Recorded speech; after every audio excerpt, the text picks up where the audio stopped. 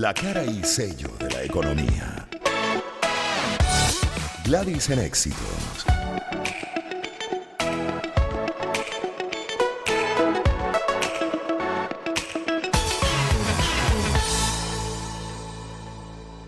En esta última parte de la primera hora de Gladys en Éxitos, tenemos contemplado hablar con Juan José Pocaterra, economista, abogado, CEO de Vicúa, para abordar lo de los cambios y recomendaciones de desarrollo para ciudades luego de esta pandemia de COVID-19.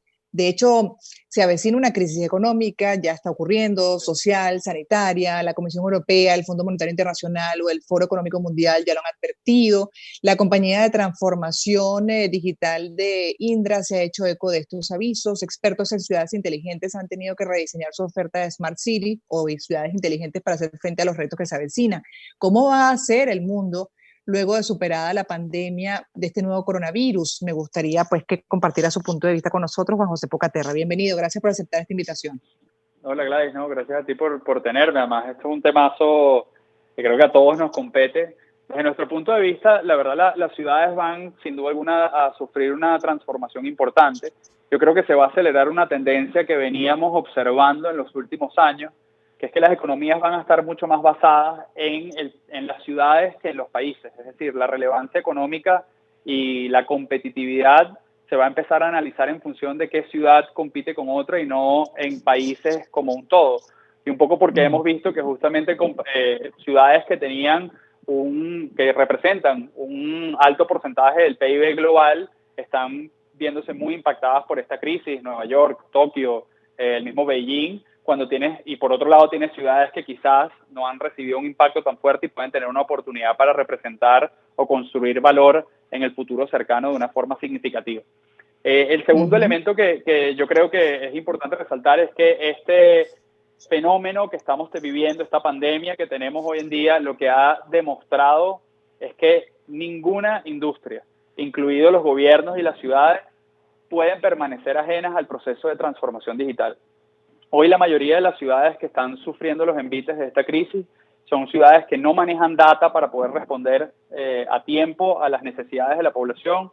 Son ciudades que no tienen un seguimiento en tiempo real de su infraestructura, es decir, de su transporte público o de su sistema de recolección de residuos o cualquiera de los otros servicios urbanos que son necesarios para garantizar que la ciudad funcione, y que si no los tenían en un proceso digital, hoy una pandemia como esta está llevando casi que a una parálisis total.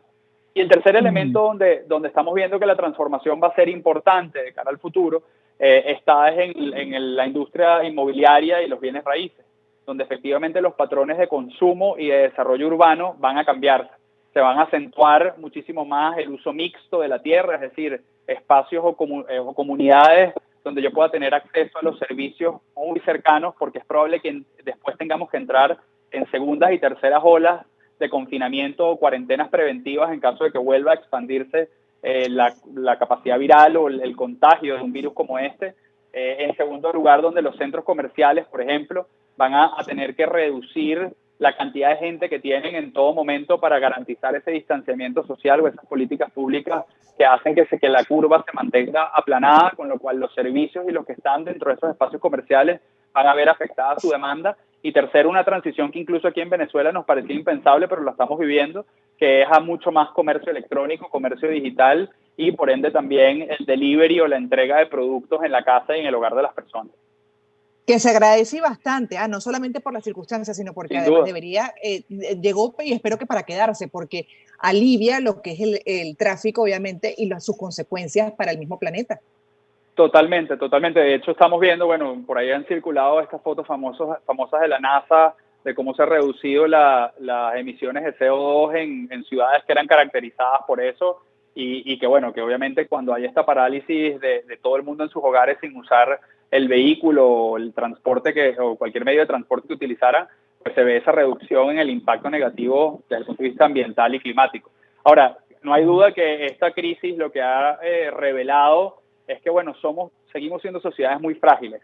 O sea, sociedades que ante una pandemia global la capacidad de respuesta es muy limitada. Mira, nosotros ahorita estamos trabajando con más de 6 ciudades en Latinoamérica, donde con nuestra tecnología y plataforma estamos apoyándolos en rediseñar la logística de distribución de alimentos y la logística de las pruebas rápidas para detectar el COVID-19. Y es impresionante cuando te das cuenta que al final la mayoría de las ciudades en toda Latinoamérica y en el mundo emergente no manejan datos como para tomar decisiones inteligentes. Y ahí es donde nosotros ponemos gran parte del acento, y por eso exhortamos a todos los ciudadanos y a la gente que nos puede estar escuchando ahorita, que aquí va a venir un periodo donde vamos a necesitar que se genere mucho más confianza entre el ciudadano y los gobiernos, especialmente los locales, y donde se comparta mucha información, porque es en la data donde vamos a poder tener la capacidad de predecir y anticipar situaciones como esta y que no nos volvamos a enfrentar a un confinamiento masivo que nos ha afectado a todos económicamente.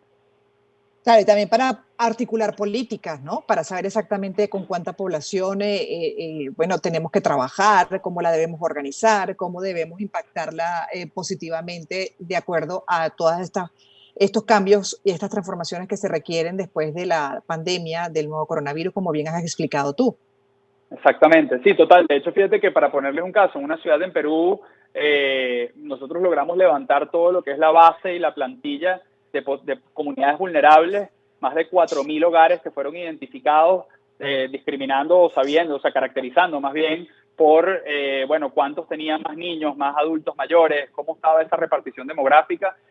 Hicimos un tema de analizar la cesta de productos que se le estaba entregando para que nutricionalmente fuese acorde a las necesidades de cada una de esas familias, y en menos de 3 días se lograron distribuir más de 2.100 paquetes de alimentos que beneficiaron a estos 4.300 hogares.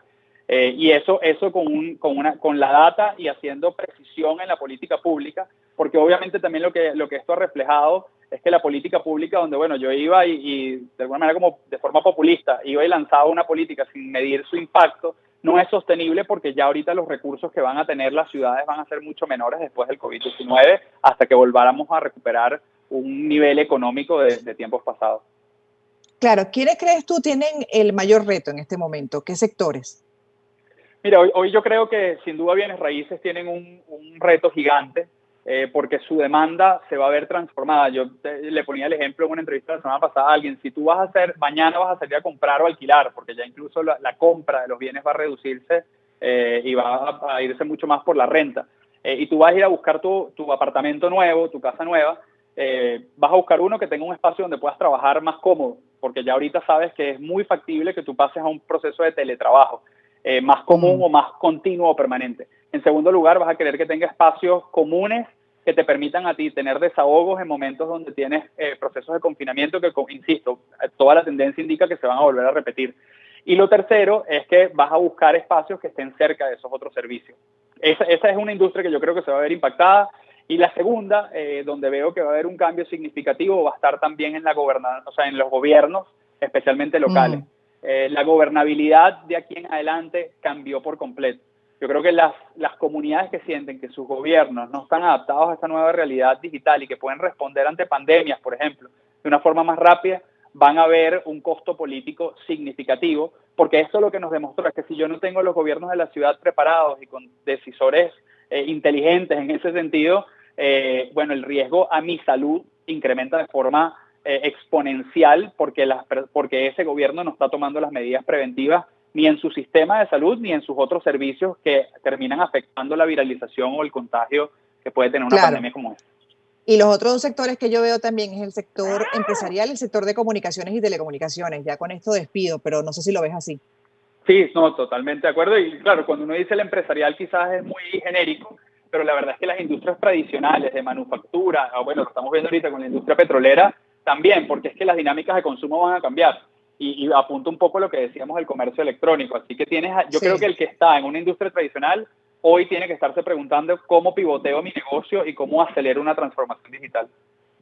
Muchísimas gracias, Juan José. Juan José Pocaterra es economista, abogado y CEO de Vicua. Estábamos hablando de esos cambios y recomendaciones de desarrollo para ciudades post-COVID-19.